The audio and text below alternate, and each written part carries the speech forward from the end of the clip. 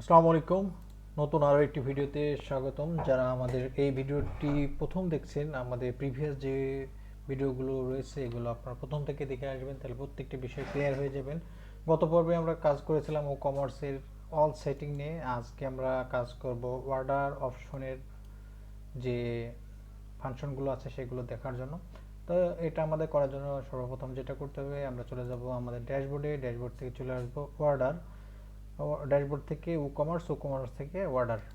ওকে, আমরা অর্ডারে চলে গেলাম। এগুলো আমরা আস্তে আস্তে ক্লোজ করি। আচ্ছা, গত পর্বে আমরা একটি অর্ডার করেছিলাম, সেই অর্ডারটা আমরা এখানে দেখতে পাবো।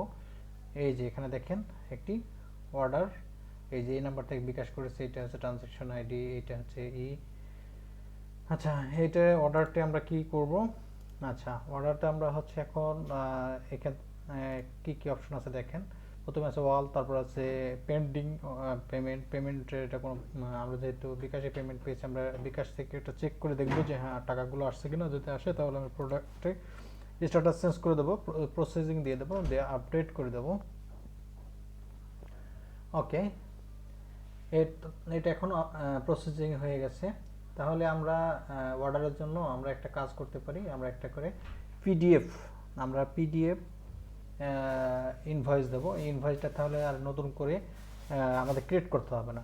তো একটি পিডিএফ ইনভয়েস করার জন্য আমরা একটি প্লাগইন ইনস্টল করে নেবো, অ্যাড নিউ প্লাগইন থেকে অ্যাড নিউ।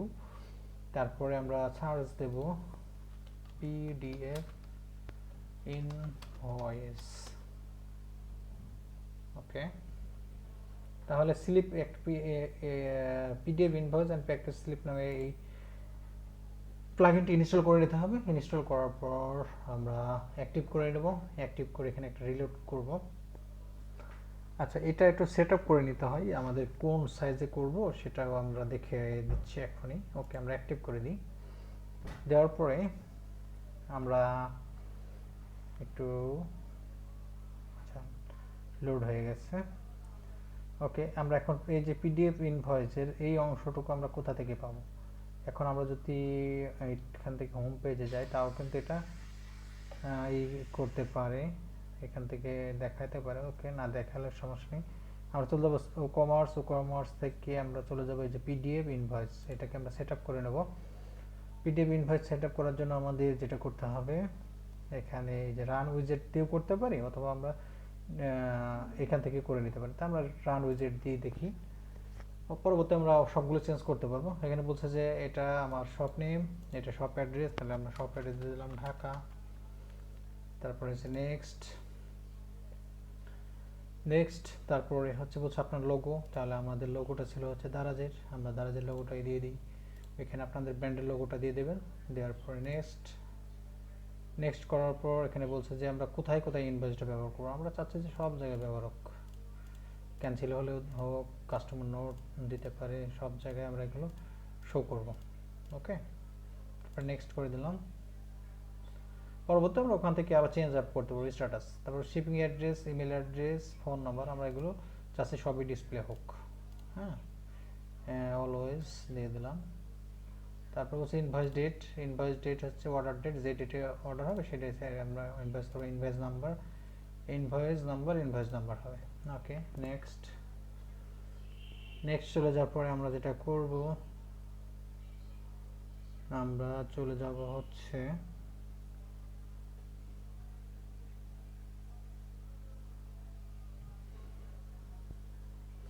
ওকে, আমরা এটা A4 এ রাখতে পারি, আবার লেটারে। আমরা যেহেতু A4 এ কাজ করব, A4 এ দিয়ে দিলাম। A4 এ দেওয়ার পর আমরা নেক্সট করলাম। নেক্সট করার পর হচ্ছে action button, show action button, would the display action button you are the WooCommerce order list, the action button will allow the manual create PDF। এটা আমরা শো করতে চাই যে আমরা ম্যানুয়াল ভাবে এটা ক্রিয়েট করতে পারবো। ওকে, তারপর আমরা যেটা করব, ওকে শেষ হয়ে গেছে, ফিনিশিং চলে গেলাম।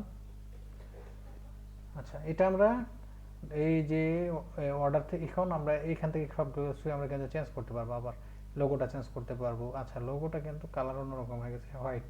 তাহলে আমরা এই লোগোটা চেঞ্জ করে একটা ডামি লোগো নিয়ে আসি। আচ্ছা, দারাজের বাদ দিয়ে অন্য একটা লোগো নিয়ে আসি, যে কোনো আমরা লোগোটা চেঞ্জ করি। এই লোগোটা আসলে দেখা যাবে না, তাহলে আপনারা বুঝতে পারবেন না আমরা কোনটা ব্যবহার করব।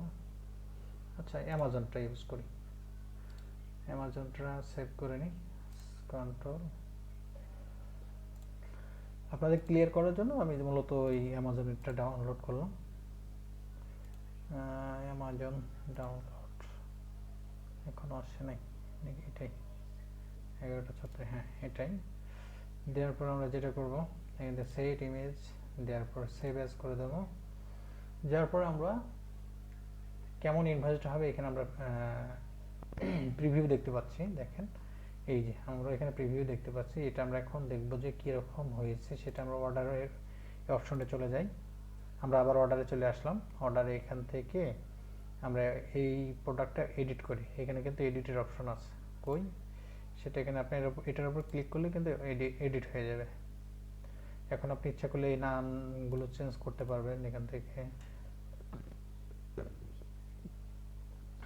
এই যে এখান থেকে আপনি চেঞ্জ করতে পারবেন যে আপনার কোম্পানি নাম, ওরা যেটা দিয়েছে কাস্টমার, সেটা যদি কোনো ভুল থাকে এখান থেকে আপনি শিপিং অ্যাড্রেসটাও চেঞ্জ করে নিতে পারবেন। ওকে, এখন আমরা ইনভয়েসটা দেখব যে ইনভয়েসটা আমরা কোথা থেকে দেখেছিলাম। আচ্ছা, কি অর্ডার করেছিলাম আমরা? একটা আইফোনের ডক অর্ডার করেছিলাম। ওকে, ফ্ল্যাট রেট ছিল 60 টাকা। এখানে আমরা সব দেখতে পাচ্ছি। এখানে আমরা রিফান্ডের অপশন আছে, এটা আমরা চালিয়ে করতে পারি। অ্যান্ড পিডিএফটা কেমন হবে যে এখান থেকে আমরা দেখতে পাবো। এই যে জাস্ট এটা ক্লিক করবেন, তাহলেই অ্যাজ আ পিডিএফটা ডাউনলোড হয়ে যাবে। এই যে আমরা একটা লোগো দিয়েছিলাম, আমাদের ওয়েবসাইটের অ্যাড্রেস দিয়েছিলাম, এটা কিন্তু ওয়েবসাইটের অ্যাড্রেস। তারপরে ইনভয়েসের এটা হচ্ছে অর্ডার যিনি করছে তার, শিপিং কোথায় হবে সেখানে, এটা ইনভয়েস নাম্বার, এটা অর্ডার ডেট ছিল কবে, আজকে ডেটে, এটা অর্ডার ডেট কবে ছিল সেটা। তারপরে পেমেন্ট মেথড কী ছিল, এটা বিকাশ। আমরা যদি ক্যাশ অন দিতাম তাহলে ক্যাশ অন দেখা যেত। প্রোডাক্টের নাম, কোয়ান্টিটি, প্রাইস এবং সাব টোটাল কত সেটা দেখা দিয়েছে। তাহলে এটা আপনি জাস্ট প্রিন্ট করে আপনার কাস্টমারকে আপনার সিল দিয়ে দেবেন, শেষ। ওকে, আমরা ইনভয়েসটা দেখলাম। এখন আমরা এখান থেকে অর্ডার আরও কিছু অপশন আছে। এখান থেকে আমরা অর্ডারটা চেঞ্জ করব কিভাবে? আমরা এই যে এখান থেকে ইমেল ইনভয়েস অর্ডার কাস্টমারকে আবার নতুন করে অর্ডার নোটিফিকেশন পাঠাতে পারবেন, জেনারেট পারমিশন দিতে পারবেন। তো আমরা এখানে তেমন কিছু আর নেই। আচ্ছা, এখানে আমরা নিউ অর্ডারের জন্য দিতে পারি, ক্যান্সেলের জন্য আমরা এখানে আবার নতুন করে সেন্ড বাটন করলে ওই নোটিফিকেশনটা কাস্টমারের মেইলে চলে যাবে, যে মেইল দিয়ে অর্ডার করা হবে। ওকে, এখানে তেমন কিছু নেই। আচ্ছা, এটা আমরা মার্ক ট্র্যাশেও করতে পারি। যদি আমাদের অর্ডারটা ফেক হয় তাহলে আমরা এটা ডিলিট করে দিতে পারি। ওকে, আমরা আবার অর্ডারে চলে আসি। অর্ডারে আসার পরে এখানে অনেক বিষয় আছে যেগুলো আপনারা দেখে নেবেন। এখান থেকে এই যে মুভ ট্র্যাশ দিয়ে অ্যাপ্লাই করলে আপনার এটা ট্র্যাশে চলে যাবে। এখান থেকে অ্যাপ্লাই করলে ট্র্যাশ, এই যে এটা কিন্তু এখন কোথায় চলে গেছে? আচ্ছা, প্রসেসিংয়ে আছে, তো এই জন্য এটা ট্র্যাশে, সরি এটা আমরা সিলেক্ট করে প্রসেসিং আছে এই জন্য আমরা এটা ট্র্যাশে দিলাম না। ওকে, আমরা সিলেক্ট করে অর্ডার স্ট্যাটাস চেঞ্জ করবো যখন আমরা হোল্ড করব, মানে অর্ডারটা হাতে নেব, মানে প্রসেসিং শুরু করবো, তখন থেকে আমরা হোল্ডে দিয়ে দেবো। যখন কমপ্লিট হয়ে যাবে তখন কমপ্লিটে দিয়ে আমরা অ্যাপ্লাই দিলে এটা কমপ্লিট দেখাবে। এই যে কমপ্লিট দেখাচ্ছে। এখান থেকে আপনার কোন তারিখে কতটা অর্ডার হয়েছে সেটাও দেখতে পারবেন। তো আমরা এটা না দেখি, এখন আমাদের বেশি অর্ডার নেই, সেহেতু এখানে যত বেশি ডাটা থাকবে তত বেশি আপনি এখান থেকে কাজ করে মজা পাবেন। ওকে, আবার কোনো অর্ডার যদি আপনার ক্যান্সেল হয় এখান থেকে আপনি ক্যান্সেল করে দিতে পারেন, এই যে ক্যান্সেল দিয়ে আপডেট করলেই, অ্যাপ্লাই দিলে ক্যান্সেল হয়ে যাবে এই নোটিফিকেশন এবং পেয়ে যাবে আপনার কাস্টমার। ওকে, আমরা চাচ্ছি যেটা কমপ্লিট হয়ে গেছে, কমপ্লিট রেখে দিলাম। ওকে, এখানে আপনার কোন প্রোডাক্ট অর্ডার হয়েছে সেটাও করতে পারবেন। আচ্ছা, এখানে ডিসপ্লে কিছু অপশন আছে, বিলিং ইনফরমেশন, এগুলো আপনারা চাইলে দেখতে পারবেন। এখানে অফ করে দিলে এখানে দেখেন কমপ্লিট, এই যে বিলিং ইনফরমেশন কোনটা এখানে দেখতে পাচ্ছেন, অ্যাকশন বাটন কোনটা ছিল এটাও দেখতে পারবেন চাইলে। তাই আপনারা সবগুলোই টিকমার্ক করে দেবেন, তাহলে সব স্ট্যাটাসগুলো দেখতে পাবেন। এই যে কোথা থেকে আসছে, 100 অরিজিন, মানে এটা আপনার ডাইরেক্ট এসে অর্ডার করেছে, আমরা তো ডাইরেক্টলি অর্ডার করছিলাম। ওকে, এই ভিডিওটি এ পর্যন্তই ছিল। আমরা দ্বিতীয় ভিডিওতে আরও একটি, পরবর্তীতে আমরা কি দেখব পরবর্তীতে কাস্টমার রিপোর্ট, এক কথায় ই কমার্সের বাকি অংশগুলো আমরা দেখব। ওকে, ধন্যবাদ। যারা ভিডিওটি প্রথম থেকে দেখছেন তাদের অসংখ্য ধন্যবাদ। আর এই ভিডিওটি যারা আজ থেকে শুরু করছেন তাদের আমার রিকমেন্ড আমাদের ভিডিও প্রথম থেকে দেখে আসুন, তাহলে প্রত্যেকটা বিষয় ক্লিয়ার হয়ে যাবেন এবং আপনার ব্র্যান্ডকে দাঁড় করানোর জন্য সকল বিষয় জানতে পারবেন। ধন্যবাদ।